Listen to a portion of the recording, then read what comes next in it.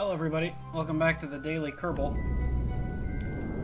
As I begin my sorta very late burn to go to Duna. Not just go there, but land there. Yes, we are doing this. I am going to land a ship on Duna, and I don't believe it took me this long to get this done. Ship looks like this. It's a big one, as you can tell. We're pretty much just flying straight there to the planet. I might like even skip the entire orbiting phase. The concept of this is basically the BFR concept. It's the SpaceX idea of landing on Mars. In this case, what we're going to be doing is we're going to be sending this giant rocket. We're going to be landing it there. It's all one stage, and it's going to use parts and equipment inside this cargo bay here to start producing its own fuel while it's there. It's going to refuel, and then hopefully it's going to have enough fuel in it to, at the very least, make it out to orbit, to the station where it can refuel and then head back on its way home. Originally, my idea was to do the actual BFR concept, which was to build a two-stage rocket and then send it to Duna, but I couldn't build, this is me sucking, I couldn't build a rocket this size with a second stage big enough and powerful enough to launch it into orbit without having to use some of this fuel. And we need all of the fuel in this stage to be able to land, or as many of it as possible. So I docked with the station, I refueled, and we're now ready to go. We are now ready to go. Let's take a look at our course. Should be showing up soon now. We're late, very late on the node, but nothing a little course correction midway can't fix. And yeah, we're burning a lot of fuel, but that's normal. It's very normal. I recently came up with the idea of, in order to kind of decrease the amount of fuel that we need to get into orbit, it might actually be a smart idea to use the planet's... That's a really good periapsis. To use the planet's atmosphere itself to slow us down. So, considering that I've now figured out how to plot courses that are extremely accurate and make course corrections along the way to make that even more accurate, I should probably be using that more often. I imagine that's one of the crux of my problems here. Anyway, we're approaching the section where we're going to want to start correcting our course. It's going to be right around like the halfway point, like here.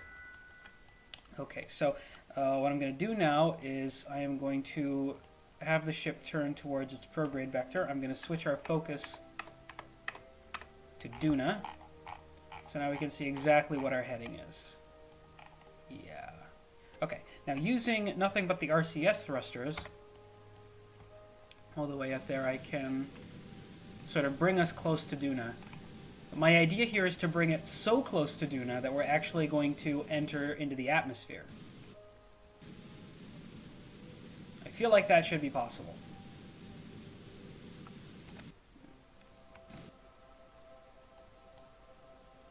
There we go.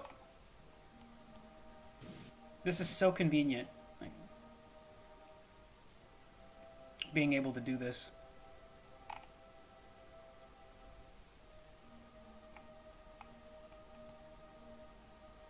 It's just a matter of figuring it out. Again, my complaints here are pretty much the same as they always are with Kerbal Space Program, is that the marketing pitch for the game, right, their tagline saying conquering space has never been this easy, isn't technically a falsehood. It's just... game does very little to teach you how to use it. Okay, so... the atmosphere here, I believe, is around 60,000, so I'm gonna put us in like a... Also probably should note that if we end up on that side of the planet, when it's over there, we're going to be approaching the... point where the sun is just about to go down. The ship that I built doesn't have any lights on it. obviously, because I always forget these things, but that pretty much means that we're going to be landing in an area where the sun is going to be going down, provided that we slow down right around there and don't flip over to the dark side of the planet. Alternatively, you know, I could just kind of bank on us maybe getting into orbit instead. Whatever the case, but we're going to experiment with this a little bit. See what happens. I'm going to put us in a nice, comfy 30,000 meter periapsis right there. That should take us through the atmosphere enough to slow us down a bit to help make our rocket thrust a bit more effective. And I'm going to quick save here, since this is a spot where we can easily change stuff if it turns out that what we did didn't work. And then let's just kind of speed up time again. See what happens.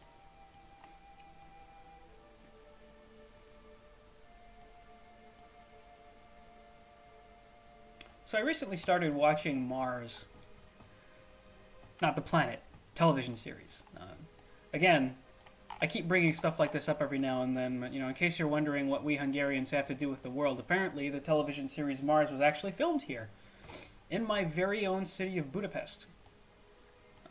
I recognize the building that they filmed it in, obviously. It has a very nice view of the Danube with the 7 bridges over it. So I could easily tell that I believe the movie, the series claimed that it was in Austria. It was in Vienna, where it was actually Budapest. Why they wouldn't just put it in Budapest, I don't know, but anyway, coming close to that point, you can pretty much just watch from here now. So we're going to want to switch over to retrograde. The reason I brought up Mars is because it's a in case you don't know what it is, it's a series about what a potential Mars mission would be like. It's sponsored by, you know, produced by National Geographic, and it's kind of part documentary, part like mini-series, part actual series. And it kind of works in a way that, you know, you have interviews with people in 2016, and then a fictional display of what, you know, a made-up Mars mission in 2033 and the years after it. It's a very interesting series, and, you know, there's very obviously, you know, the part that really interests me, the space travel part of it, is kind of left, like the actual approach of, you know, how they entered into Mars atmosphere and how they landed there is all very brief, and you don't see much of it, and they don't explain much of it. But I kind of got the feeling that there wasn't really like an orbiting phase, and I think they just kind of launched there and did what I'm doing basically, which is just go straight there and land. So we'll see how this works out. All right, now, is it giving me this camera angle? It's not giving me this camera angle because I've gone suborbital. It's giving me this because I'm on an escape trajectory, I think. And it's going to flip again once we get into orbit. So I'm going to wait for... We're going to speed up pretty fast, I think. We're going to get to a pretty high speed. This is going to be the point where we're going to start slowing down, I think.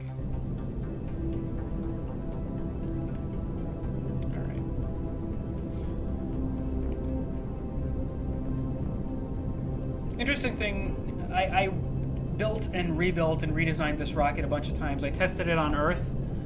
I tested it on Kerbin. I was just curious because I do want to land this vessel back on Kerbin when we get there, and it will land. I've tried it, and it works. I can land it on Kerbin. It's definitely a good thing. And, you know, in case you're wondering why I'm using this engine, this is a big ship. This is a pretty big ship, and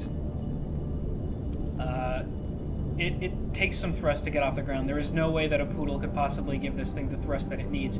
But also, the poodle is terrible in atmosphere.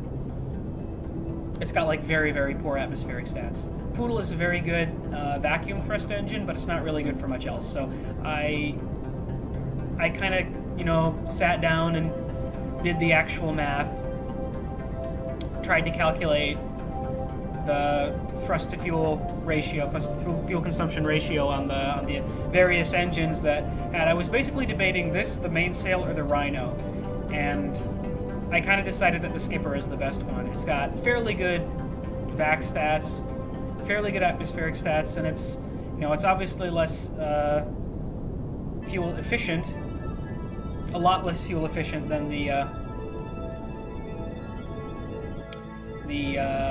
Poodle. But this is, I think, the good middle ground where it gives you pretty strong thrust and also doesn't burn through all of the fuel that much. Okay, we're starting to slow down now, so I'm assuming that we're approaching orbit. It's amazing how little effort it's taking me to get into orbit right now. Yeah, there we go. We got in orbit. Okay, I'm actually just gonna... we got a periapsis here. This is gonna continue to shrink because we're still in the atmosphere. But I do kind of want to land on the sunny side of the planet. Maybe even like right next to our rover. That'd be cool if I could do that. So let's bring our orbit down.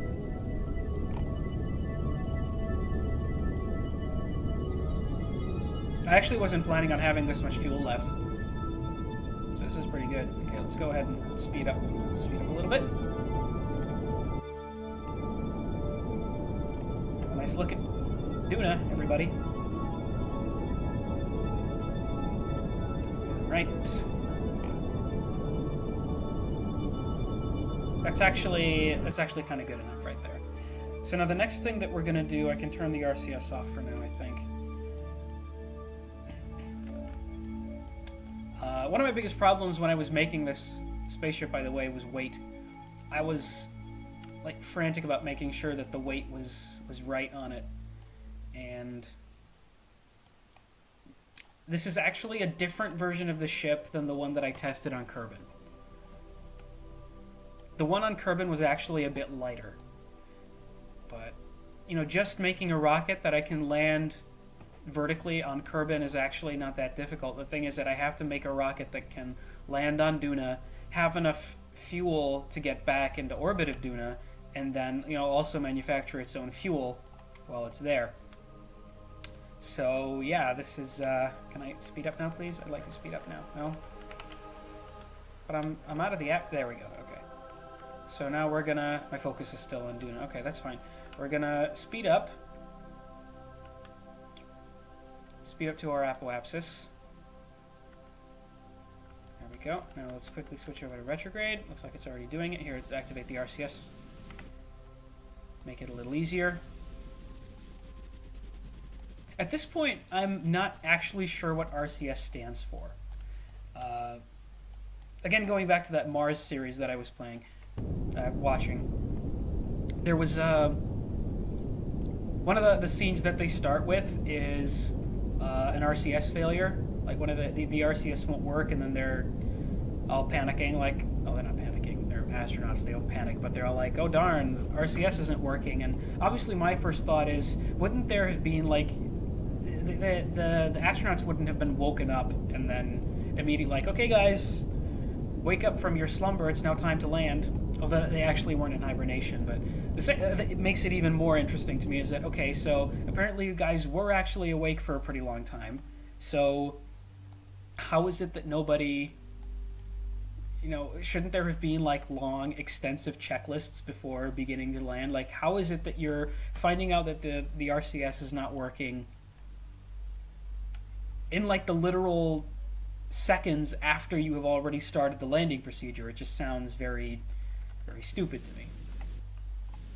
Okay, I'm actually gonna quick save here. I should have quick saved maybe while we were still in orbit. But basically at this point it's land or bust. So we have a point here that we can always return to. And all we want to do now is we're gonna try to land this. You're probably noticing how the landing gears are on the rear. So I am going to try to land this vertically. Obviously, because, you know, otherwise it couldn't take off again.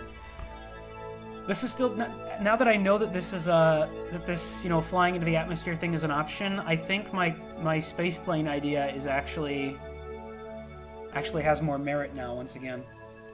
So, okay. We're not landing where the rover is. And at this point, the thing that I am the most terrified of right now is slopes. I'm really scared of slopes. Okay. The atmosphere itself should give us a nice, steady slowdown. Just gonna kind of bring us down like this. Kind of gently slow us.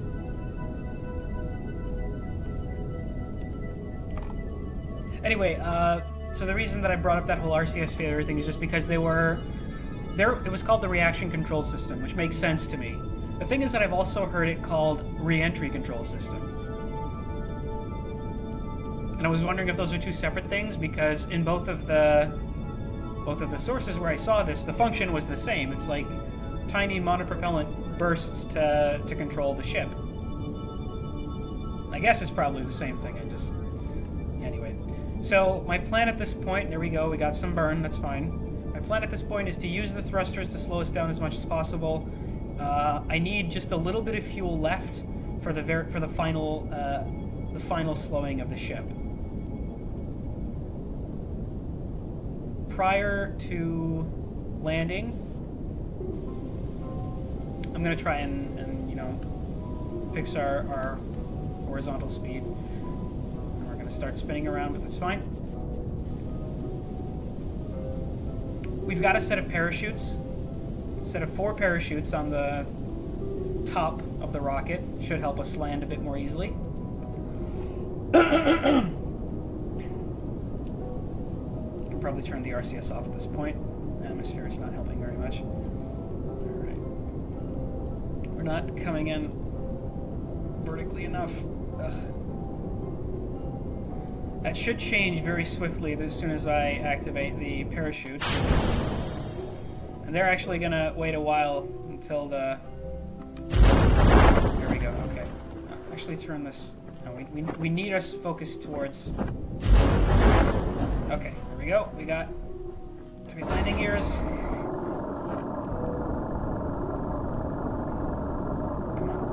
Come on. I need us facing downwards. There we go, okay. Okay, here we go. Actually looks like we got some nice ground underneath us too. Okay. Keep the speed steady. Keep it steady. Come on, we can do this. We can do this. 10 meters per second. Alright. Nice and easy. Okay, we're coming in on a bit of a slope.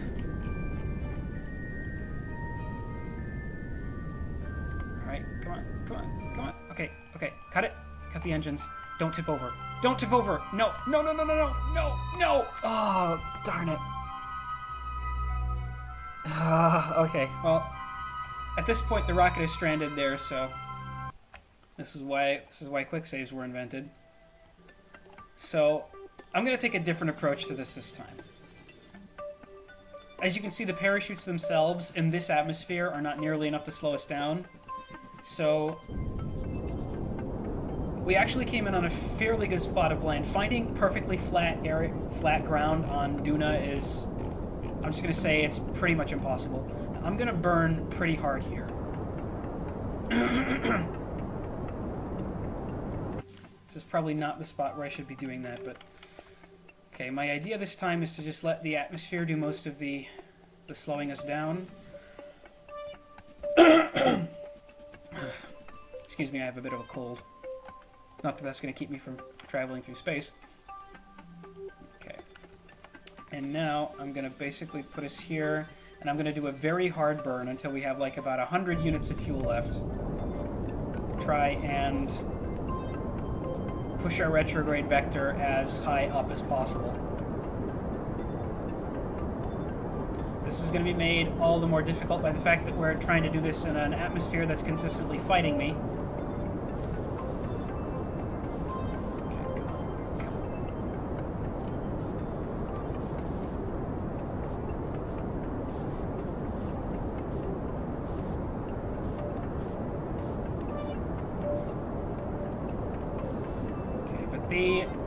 The concept should be fairly obvious by now. There we go. Okay, we have a fairly vertical descent at this point. So once again, now we're just gonna wait for the... Gonna wait. This wasn't much of an issue on Kerbin, by the way. There, I kind of just landed no fuss at all. Okay, we're coming in pretty fast now. Come on, give me those chutes. Give me those chutes. Where are my chutes? The ground looks very close now. I want my chutes. Why can't I activate my parachutes?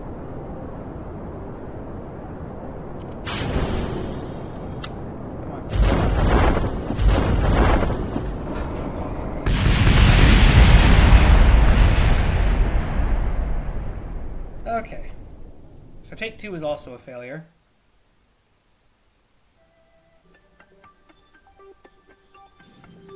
So no, we don't really have much of a choice but to do this a bit more subtly. The first attempt was actually very good. Wasn't really much wrong with that. Just the final touchdown was on a set of ground. Should probably be using the rover to scout out for flat surfaces, but again, those are in fairly short supply. Another thing, obviously, is I could have just made the rocket a bit more, you know, not quite as much of a tower. Maybe give it some more wide landing legs or something. But the game doesn't give us a lot of options for large landing gears. These are the largest ones. Probably need some jumbo-sized landing gears. Might have been able to use the large-size wheels, but I mean,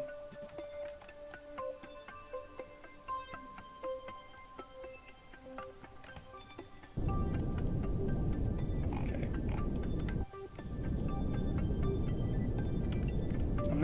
I've made it this far. I'm not giving up on this.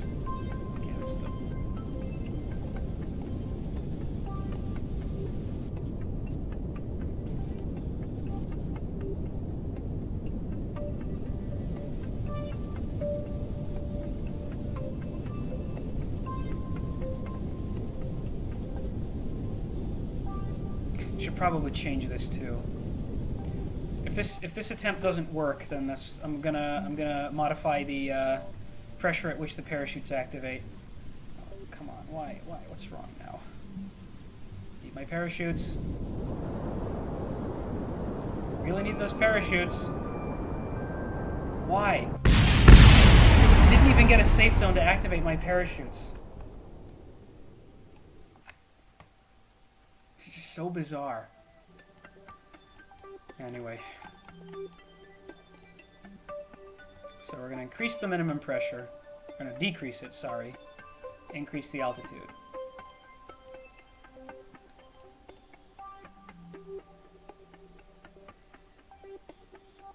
One, 4. There we go.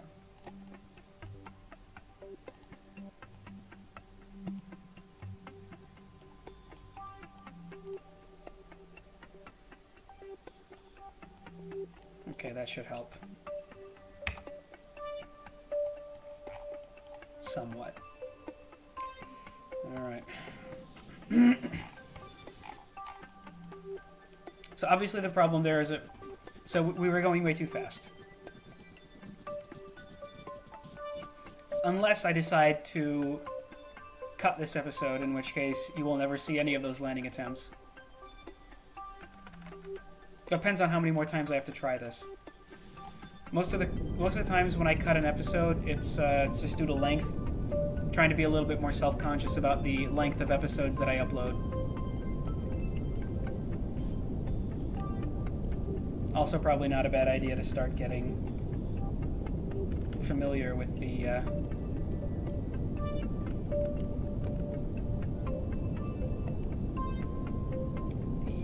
process of editing.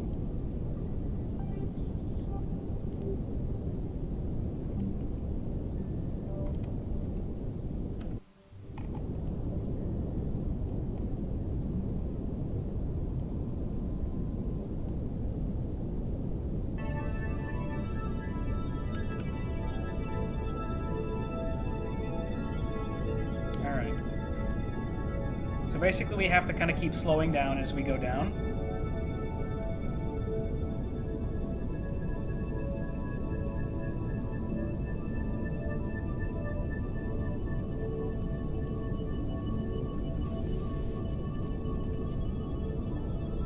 is actually looking a bit better this time. I really want my parachutes. I don't want to burn through all of my fuel before I make the landing.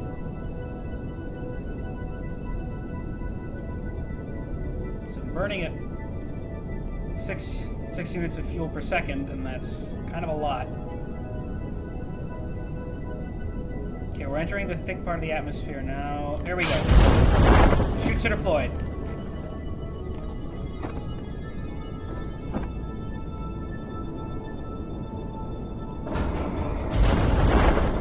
Okay, chutes deployed full.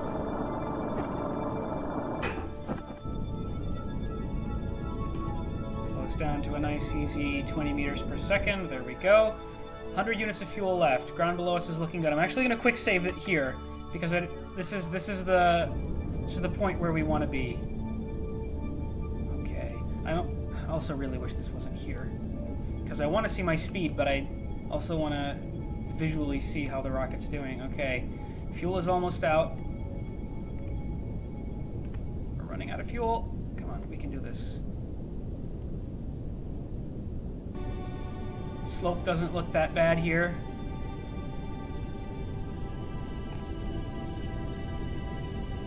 We have a landing. We have touchdown. No, don't tip over. Don't tip. Oh, for crying out loud. It's because of the bounce. If it didn't bounce like that, then it would have landed fine. That's okay. We have a nearby quick save this time.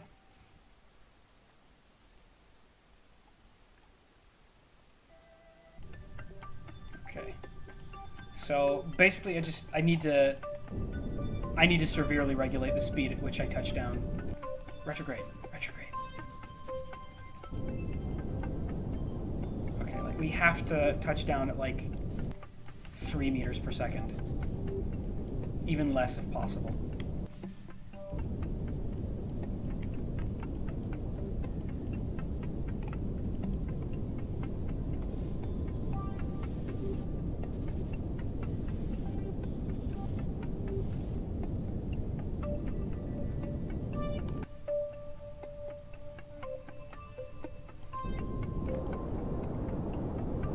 Okay, well, that was almost a complete and total failure.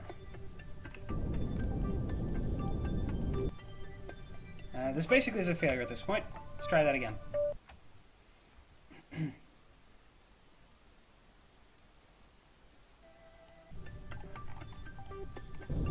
Again, on Kerbin, I have landed on much worse ground than this.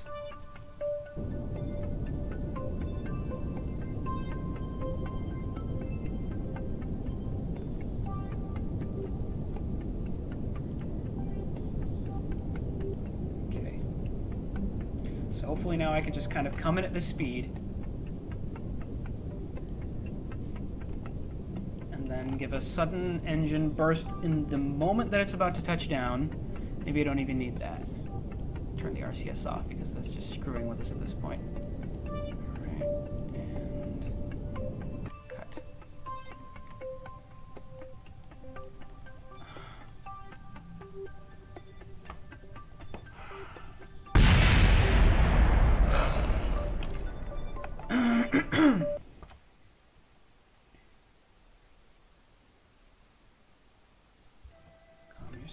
Calm yourself. Rome wasn't built in a day. Can't make an omelet without breaking eggs. All that crap.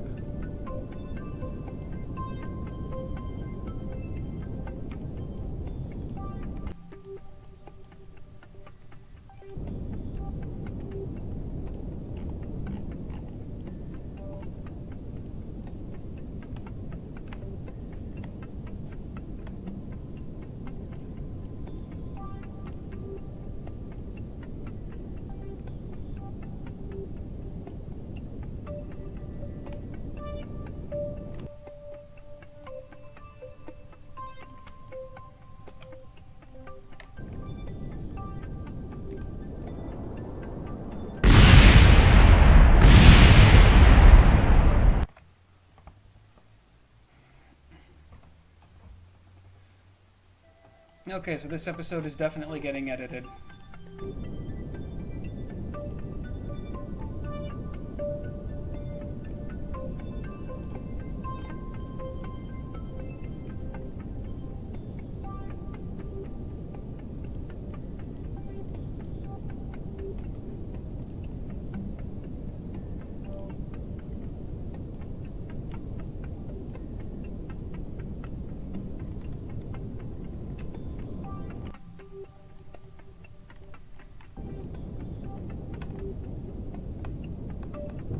starting to feel like this is impossible. Like I might...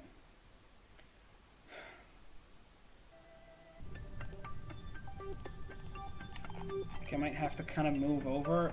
Let's try that.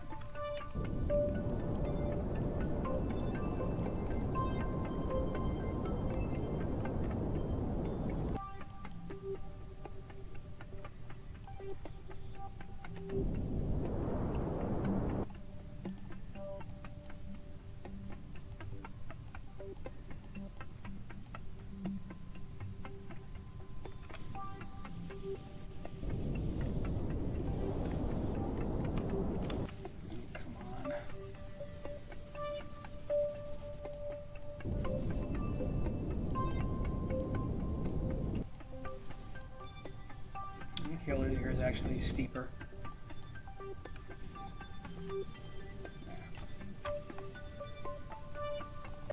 I'm actually getting very close to just wanting to redo the entire flight and not post this episode.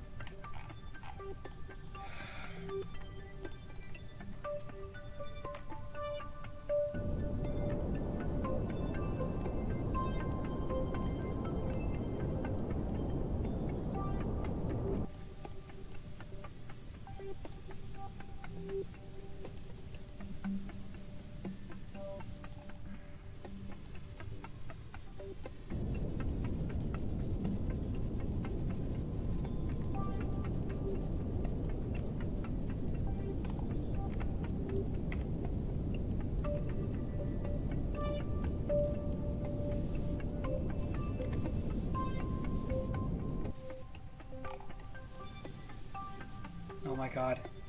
Oh my god. Okay. Quick save. Oh my goodness, turn that RCS off before something terrible happens. Okay, I was very worried that that was not going to happen. We had, again, a sliver of fuel left, proving that I am a genius and had just exactly what we needed, but we're here. We're on Duna. Oh my goodness. Okay, now let's see if my old control groups still work. Yep. Alright, so we got heat control, we got the drill deployed, we got solar panels already. So essentially at this point, this ship is going to act as these astronauts' new home for the duration that they're here. Now I did plan for, you know, everything. As in, you know, all the stuff that I wanted to get done here. The first thing that we're going to have to do, obviously, is going to have to start the surface harvester. Start getting some ore. We got ore tanks in the back there. Oh, we got one ore tank in the back over there. This is obviously mean that the crew's going to be out here for a while, but that's fine because they got, I believe, roughly a year before they can fly home anyway. So now, basically, all we're going to do is we're going to start liquid fuel and oxygen conversion. Just going to get that working. Basically so that everything that goes into the tank is just immediately used. Also noticing now that apparently I had the ladders on quadrilateral symmetry when I put them on there, but that's fine. Let's do some science experiments. Seismic data. 160 science. Temperature display. Keep it. Atmospheric analysis. Very thin. Might be possible to fly in it. Large enough wings or fast enough aircraft. Okay, that's important to know. Keep that. It's actual, you know, useful information and not just funny jokes. Let's log the gravity data. Can I actually see what it is? It's oh my goodness. Meters per square second. I actually don't know what this means. I can't. I'm not good enough at that, but I already have the data from it. Let's take a look at the barometer. I know what this means. All right, let's log the pressure data, keep that. Look at all this science. And then lastly, let's observe the materials. But actually not lastly, we still have the... Opening the sample container, you find that everything has turned red. Initial tests show that it'll never wash out of white spacesuits. You consider sending missions in pink EVA suits to reduce cleaning costs. That's brilliant. I want that now. I want, you know what I want in this game? I want Kerbal customization. It's for goo observation, Duna's Midlands. You observed the goo. That's it. Okay, goo has been observed. So we're basically just going to kind of sit here while the ship replenishes its own fuel supply. It's going to take a long time, admittedly, but, you know, we got plenty of energy storage. We got solar panels. So obviously the last thing that we want to do, we also want to take a crew report. Keep that. I don't think I put a long-range antenna on the ship. The cockpit has one, a very basic one, but do we... Yeah, we can't transmit science, so we might as well just keep it. And then the last thing that we kind of got to do is we got to do EVAs. So let's get one of our... I mean, I want to put XP flags for everybody down there so that we kind of have that. But let's start with the commander of the mission, Mauber. Get to EVA.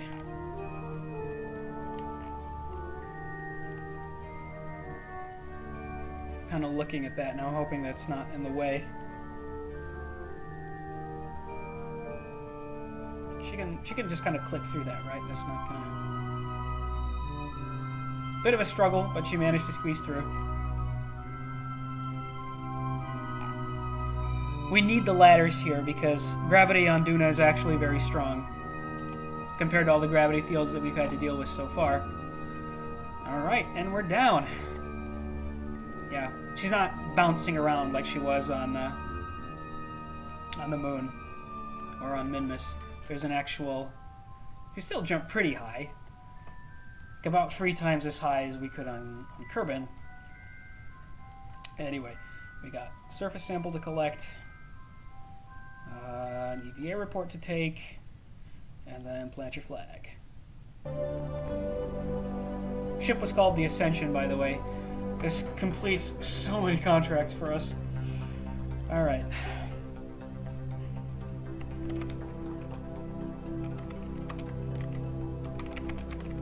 Biomes don't necessarily matter anymore since after this mission, I don't think we're ever going to need to take science back home again. And at that point, I'm basically just going to be doing it for the RP value.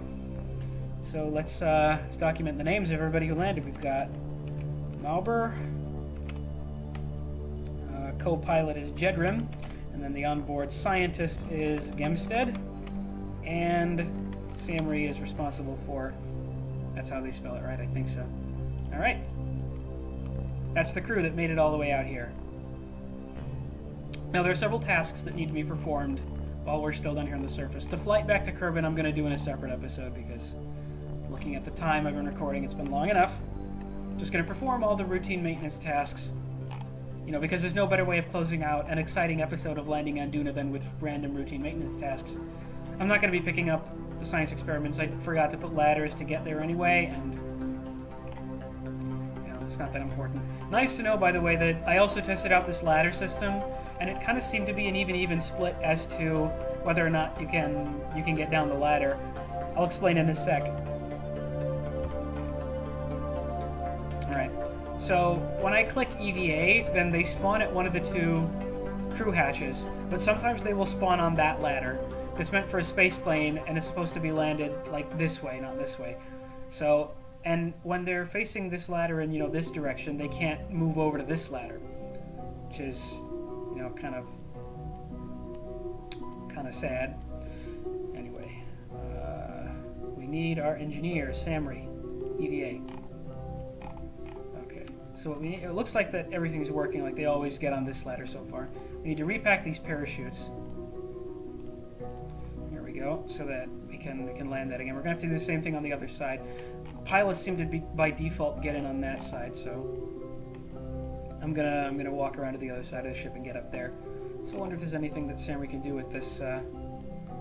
Being an engineer, I think he should be able to. Like maybe it's just like his presence. You know what? I'm gonna check this. Actually, I actually want to check this right now. I don't use the KSpedia nearly enough. Career, experience. Engineers. Level 1, repack chutes. Level 2, repair lander legs. Level 3, repair wheels. That's basically all they can do, I think.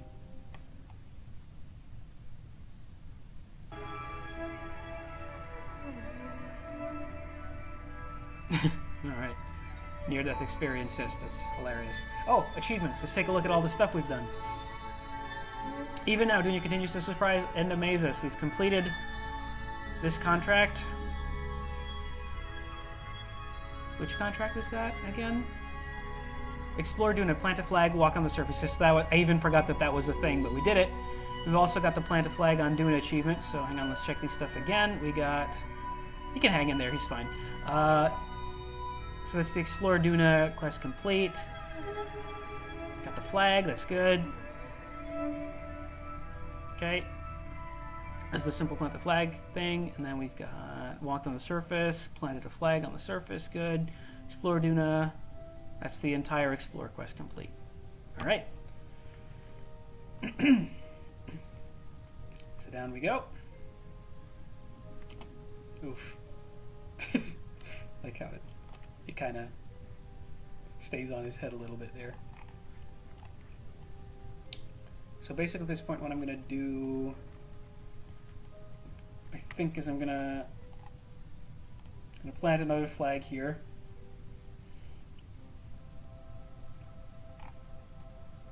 It's funny how that's at a slant.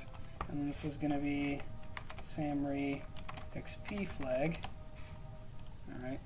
And then I'm just going to immediately take it down so it's not taking up real estate on our map. Alright, let's run. Okay, now let's get up on this side. Grab, please. Alright. I'm so proud of this. The ship actually made it. This is a huge moment for me. Proves that actually just landing on Duna didn't require nearly as much prep as I did, although we'll find out when I get out into orbit. Once I get out into orbit of Duna, if I have enough fuel to make the trip back home, then all of the space station building and stuff was an entire, complete waste of time. Not necessarily a waste of time, because if I want to build bases and stuff, then I'm going to need them, but you know what I mean. So all the parachutes are repacked, fuel is being manufactured at a snail's pace, but that's fine because we literally have more than a year, I think, to wait until we're ready to go home. So let's see, orbit around Ike, orbit around Duna. Where's Samri? Orbit around Kerbal. It's just not been recorded yet, I don't think. In order to level these guys up, we'd have to have a science facility on the ship, and I mean, like, I've already jam-packed it with so many useless things. Wish I could send somebody there to collect that data. But anyway, I'm gonna kind of leave us here with this. This has been the episode for today. I'm gonna, off camera, I'm gonna do that XP flag planting thing again with both of the other crew members. They all get their XP flags, and the next episode we're gonna be attempting to fly back home. Excuse me. Because if this works, then we've got a reliable way back down to the surface, and I can probably start, if I can get like a fuel manufacturing base down on Duna, I can actually start performing landings like these with smaller crafts that don't have to carry, equipment to make their own fuel. Anyway, all that is to come in the future. Thank you very much for watching, everybody. Huge accomplishment. Finally performed a Duna landing with a direct ascent rocket, and I can't wait to see what the future brings. That's right. I am excited too.